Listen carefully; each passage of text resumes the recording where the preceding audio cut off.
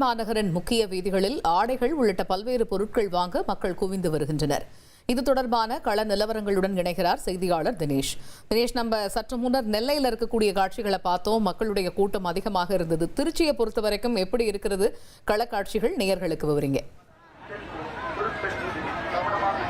வணக்கம். அதாவது நாளை மறுதினம் தீபாவளி பண்டிகை கொண்டாடப்பட உள்ள நிலையில் அதற்காக மக்கள் திருச்சி மாநகர் மக்கள் தயாராகிட்டாங்க அப்படின்னு கூட சொல்லலாம். ஏனென்றால் கடந்த ஒரு வார காலமாக பார்த்தோம்னால் திருச்சியின் மைய பகுதியாக இருக்கக்கூடியது என்எஸ்பி ரோடு, சிங்காரத்தோப்பு, மலைக்கோட்டை பஜார், பெரிய கடை வீதி, சின்ன கடை வீதி ஆகிய பகுதிகள் முழுவதும் வணிகங்கள் நிறைந்த பகுதி. இந்த பகுதிகளில் பார்த்தோம்னால் சிறிய குண்டூசி முதல் பெரிய ஆபரண நகைகள் வரை அனைத்துமே இந்த பகுதிகளில் கிடைக்கும்.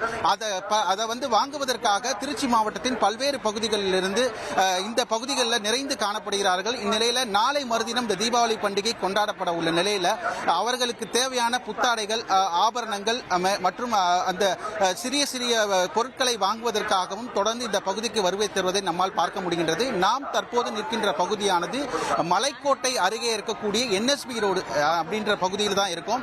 இந்த பகுதி முழுவதும் பெரிய கடைகளிலிருந்து சிறிய கடைகள் என அனைத்துமே இந்த பகுதிகளில் நிறைந்திருக்கிறது.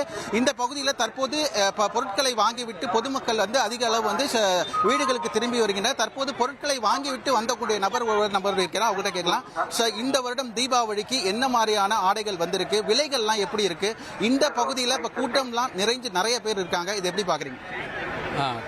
கூட்டம் கொஞ்சம் அதிகமாக தான் இருக்குது. நாங்கள் இப்போ நகோடாங்கிற ஜவுளி கடைக்கு தான் போயிட்டு வந்தோம். ப்ரைஸ் வைஸு கொஞ்சம் எல்லாம் பெட்டராக தான் இருக்குது. No problem. கூட்டம் க்ரௌடு எதிர்பார்த்ததோட அதிகமாக தான் இருக்குது. கடந்த வருடத்தை காட்டிலும் இந்த வருடம் விலைகள்லாம் எப்படி இருக்கு?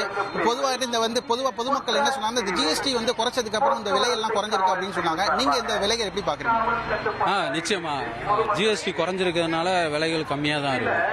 அது பார்க்க முடியுது. நம்ம பில்ல பார்க்கக்குள்ளார ஜிஎஸ்டி குறைச்சி தான் போட்டிருக்காங்க. அதை பார்க்க முடியும்.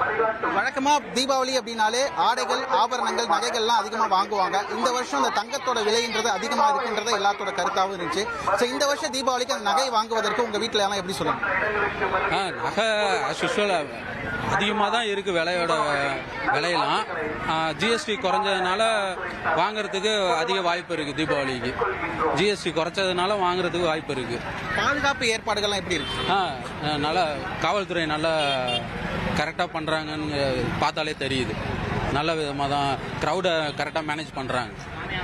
ஓகே. இவர்கள் சொன்னது போல பார்த்தோம்னா இந்த என்எஸ்பி ரோடு சாலை முழுவதும் பார்த்தோம்னால் கிட்டத்தட்ட 1000க்கும் மேற்பட்ட கேமராக்கள் மூலமும் 100க்கும் மேற்பட்ட போலீசார் சுழற்சி முறையிலும் தொடர்ந்து பாதுகாப்பு பணியில் ஈடுபட்டு இருக்காங்க.